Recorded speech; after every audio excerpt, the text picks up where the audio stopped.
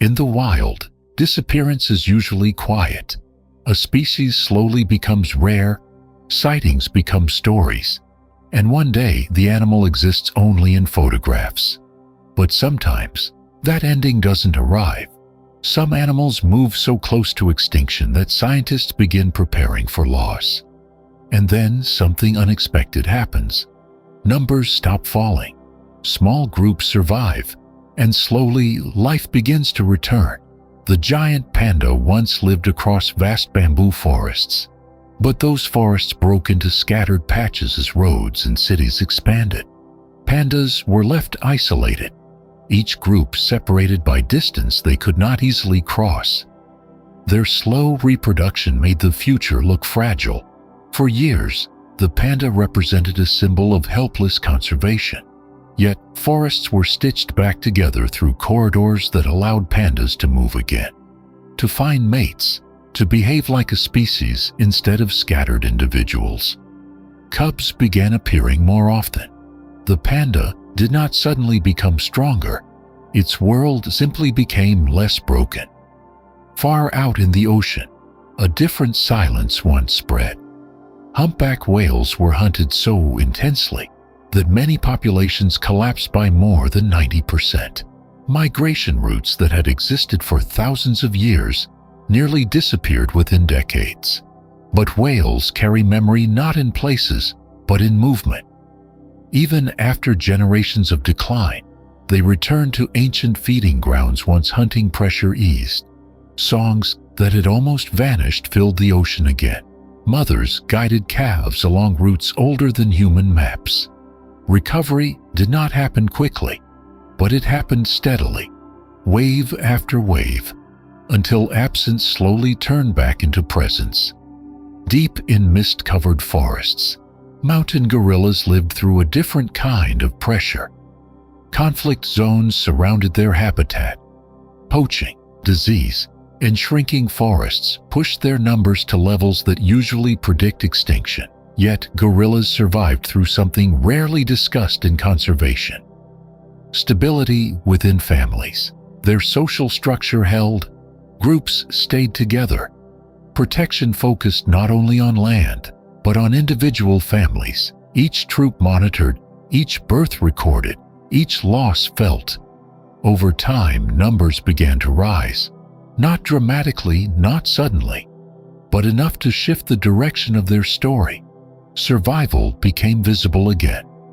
Across African landscapes, elephants faced a slower, repeated decline rather than a single collapse. Ivory trade removed individuals that carried knowledge, the oldest females who remembered water sources, migration routes, safe paths through dry seasons. Losing them meant losing memory. But elephants adapted in ways that revealed their intelligence. Some herds changed movement patterns, traveling at night, avoiding roads, reshaping ancient routes around modern danger. Knowledge continued to pass. Even under pressure, their survival was not only physical, it was cultural. Extinction becomes easier when memory disappears. Elephants resisted that forgetting. In the sky above rivers and forests, another recovery unfolded almost invisibly. Bald eagles were not disappearing because of direct hunting, but because of chemistry. Pesticides weakened eggshells so badly that chicks never survived. Populations declined quietly, without dramatic scenes, just fewer nests each year. When those chemicals were removed, something remarkable happened. Eagles did not need to relearn how to live. They simply needed a chance for eggs to hatch again. Rivers slowly filled with wings. Recovery revealed how fragile survival can be when the threat is unseen. These stories share a pattern that is easy to miss. None of these animals suddenly evolved new abilities. They did not become faster, stronger, or smarter overnight. What changed was pressure. When landscapes reconnected, pandas moved. When hunting stopped, whales returned. When families were protected, gorillas stabilized. When memory survived, elephants adapted. When a hidden threat disappeared, eagles hatched. Extinction often feels like a dramatic event, but in reality it is usually a narrowing. Fewer habitats, fewer individuals, fewer chances. Recovery is the opposite.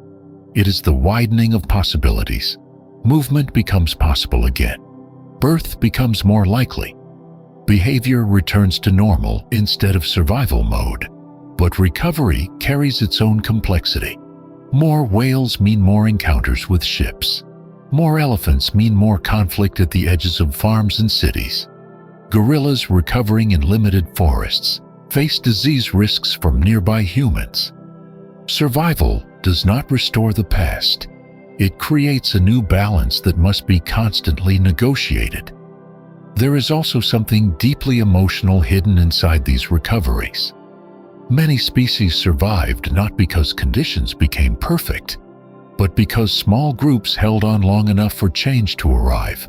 A few families, a few migration routes, a few nesting pairs. Extinction did not happen simply because survival continued just beyond the threshold where loss becomes irreversible. Nature's resilience is often misunderstood as endless strength. In reality, it is persistence under pressure. These animals did not refuse extinction in a dramatic act. They resisted through ordinary behaviors repeated over time. Migrating, raising young, remembering roots, staying together. And that persistence reshaped their future. Today, their presence changes how ecosystems function. Whales move nutrients across oceans. Elephants shape landscapes. Gorillas influence forest regeneration. Eagles signal the health of rivers. It is proof that recovery is possible, but never guaranteed. And that was the story of animals that refused to go extinct. Don't forget to like, share, and subscribe to the Nature's Diary for more amazing stories of our world. See you next time.